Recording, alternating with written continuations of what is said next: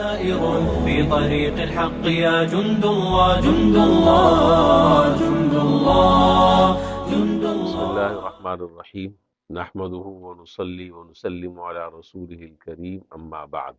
سب سے پہلے ہم سب کو رمضان المبارک کے ملنے پر دل سے اللہ تعالیٰ کا شکر ادا کرنا چاہیے کہ اللہ رب العالمین نے زندگی میں ایک مرتبہ پھر ہمیں رمضان المبارک کی بہاریں دیکھنی نصیب فرمائی، اور اللہ تعالیٰ نے اس کی رحمتوں سے اور مغفرتوں سے مستفید ہونے کی توفیق عطا فرمائی۔ اللہم لک الحمد ولک الشکر۔ اور اس کے ساتھ ساتھ ہمیں یہ سوچنا چاہیے کہ یہ رمضان کیوں آیا ہے۔ یاد رکھیے، یہ رمضان بدلنے کے لیے آیا ہے یا گزرنے کے لیے، یہ فیصلہ آپ کریں گے۔ یہ مہینہ نہیں ہے بلکہ یہ اللہ تعالیٰ کا ایک پیغام ہے جو اللہ تعالیٰ نے ہمیں نصیب فرمایا ہے۔ رمضان مغفرت کا اعلان ہے یا غفلت کا امتحان ہے۔ یاد رکھیں، ایک رمضان ہماری اور آپ کی زندگی بدل سکتا ہے۔ ہم میں سے بہت سے لوگ پچھلے رمضانوں میں ہمارے ساتھ تھے، نمازیں پڑھتے تھے، تراویح ہمارے ساتھ ادا کرتے تھے، اعتکاف میں ہمارے ساتھ تھے، زکوٰۃ ادا کرتے تھے اور قرآن کی تلاوت میں مصروف رہتے تھے، لیکن اس سال وہ ہم میں نہیں ہیں۔ وہ اللہ تعالیٰ کے ہاں پہنچ چکے ہیں اور وہ ایک ایک نیکی کو ترس رہے ہیں اور یہ آرزو کر رہے ہیں کہ اللہ تعالیٰ دوبارہ دنیا میں ہمیں بھیج دیں، ایک نیکی کرنے کا اللہ تعالیٰ موقع دے دیں، 2 رکعت نماز پڑھنے کی اللہ تعالیٰ توفیق دے دیں، لیکن یہ موقع آج ان کو حاصل نہیں ہے اور ان کو نصیب نہیں ہے۔ آج ہم زندہ ہیں، ہم بہت کچھ کر سکتے ہیں، اپنے نامہ اعمال میں نیکیوں کا ذخیرہ جمع کر سکتے ہیں اور نیکیوں کا انبار اور پہاڑ لگا سکتے ہیں، لیکن اگر خدا نخواستہ یوں ہی غفلت میں یہ مہینہ ہم نے گزار دیا تو پھر ہم سے بڑا بد نصیب اور کون ہوگا۔ قرآن کریم میں اللہ تعالیٰ نے جہاں روزوں کا فلسفہ بیان فرمایا، وہاں ایک بات یہ ارشاد فرمائی کہ یا ایھا الذین آمنوا کتب علیکم الصیام کما کتب علی الذین من قبلکم لعلکم تتقون، کہ یہ روزے تم پر فرض کیے گئے ہیں اور یہ اس لیے فرض کیے گئے ہیں کہ تاکہ تمہارے اندر تقوی پیدا ہو جائے۔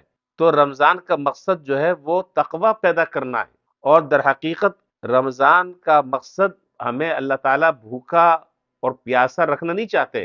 رمضان کا مقصد یہ ہے کہ ہمارے اندر تقوی پیدا ہو، اللہ تبارک و تعالیٰ کا خوف ہمارے دل میں پیدا ہو۔ تقوی یہ ہے کہ موبائل ہاتھ میں ہو مگر اللہ کا ڈر بھی ہو۔ تقوی یہ ہے کہ بند کمرے میں ہو مگر اللہ کا خوف ہو۔ تقوی یہ ہے کہ کاروبار میں نفع سامنے نظر آ رہا ہو مگر حرام سے آدمی بچ جائے۔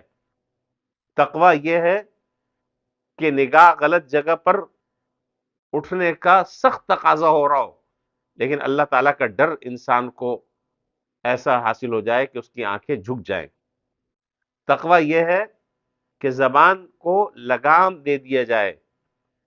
تقوی یہ ہے کہ کانوں کے اندر روئی ٹھوس لی جائے کہ کوئی غلط بات کانوں میں نہ پڑے، زبان سے کوئی غلط جملہ نہ نکلے۔ اگر اس احتیاط کے ساتھ ہم نے یہ رمضان مبارک گزارا تو یقین جانیے یہ رمضان کا مہینہ ہماری زندگی میں انقلاب برپا کر دے گا۔ تو رمضان جو ہے وہ کیوں آیا؟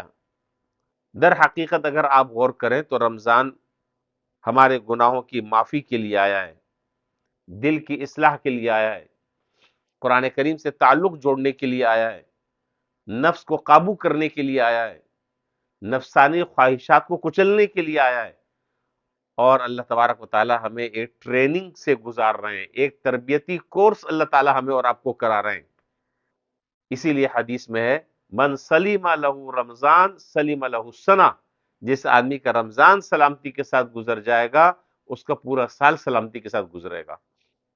اگر آدمی رمضان میں اس احتیاط کے ساتھ رمضان گزار لے اور گناہوں سے اپنے آپ کو بچا بچا کر یہ 30 دن گزار لے تو انشاءاللہ اس کی برکت نہ صرف رمضان میں حاصل ہوگی بلکہ پورے 11 مہینے میں بھی حاصل ہوگی۔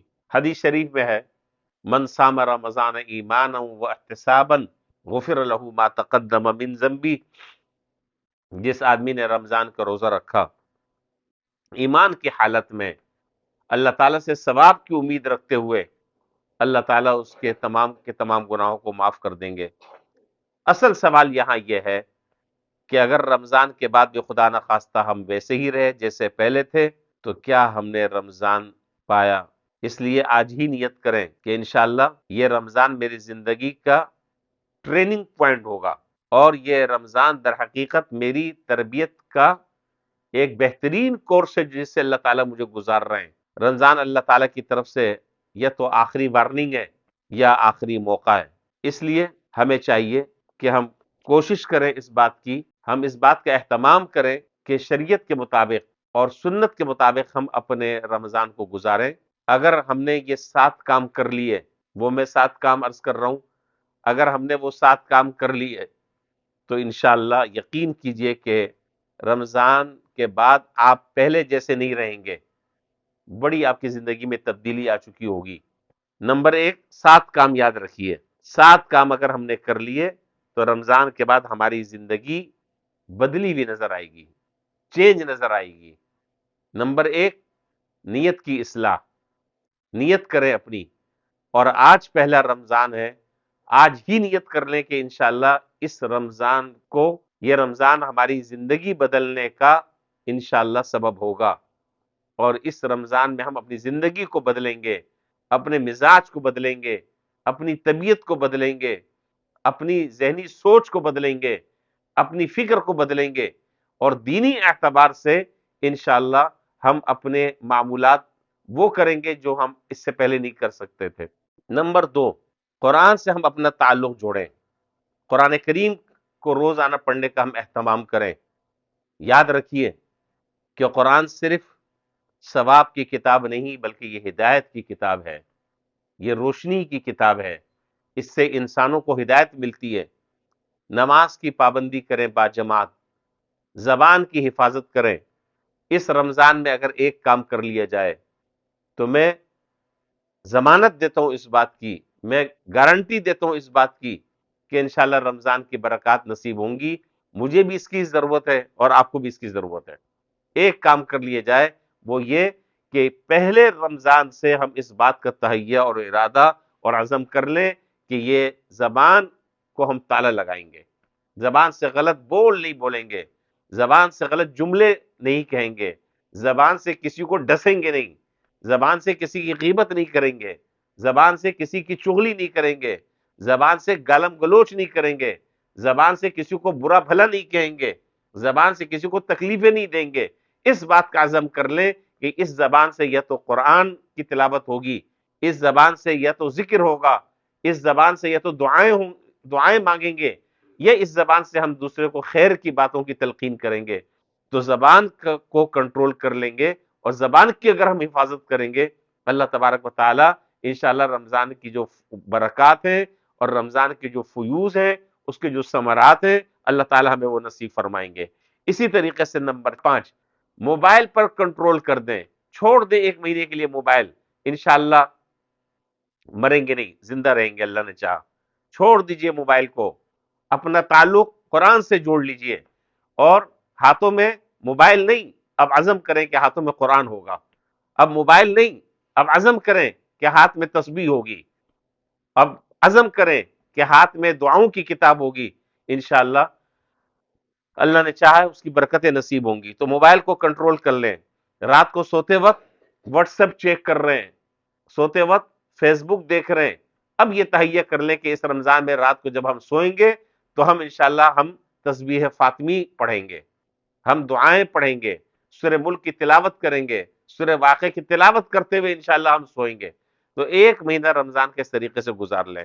نمبر 6، سچی توبہ کریں، سچی توبہ کریں۔ یہ مہینہ جو ہے وہ توبہ کرنے کا ہے، اور اللہ تعالیٰ جو ہے وہ سب کی توبہ کو قبول کرتے ہیں، اور اللہ تعالیٰ نے چوپٹ دروازے کھولے ہوئے ہیں۔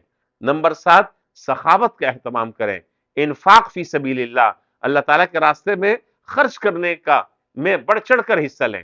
حضور صلی اللہ علیہ وسلم کے بارے میں حضرت عائشہ رضی اللہ تعالیٰ عنہ فرماتی ہیں کہ جب رمضان آتا تو حضور کی سخاوت کا کیا کہنا، آپ ایسی سخاوت کرتے، ایسی سخاوت کرتے کہ آدمی دیکھتا رہ جاتا اور آدمی دنگ رہ جاتا۔ اس لیے ہمیں بھی چاہیے کہ ہم بھی ان 7 باتوں پر اگر ہم اہتمام سے عمل کر لیں گے تو انشاءاللہ اللہ نے چاہا رمضان کی برکتیں ہمیں نصیب ہوں گی۔ اللہ تعالیٰ ہمیں رمضان کی حقیقت نصیب فرما دے، اللہ تعالیٰ ہمیں تقوی والا روزہ عطا فرما دے، اور اللہ تعالیٰ ہمیں وہ روزہ نصیب فرما دے کہ جس سے ہماری زندگی بدل جائے۔ اے اللہ ہمیں وہ توبہ نصیب فرما جو قبول ہو جائے، ہمیں وہ سجدہ نصیب فرما دے جو ہمیں رلا دے اور آپ کے قریب کر دے۔ وآخر دعوانا ان الحمدللہ رب العالمین۔ سائر في طريق الحق يا جند الله جند الله جند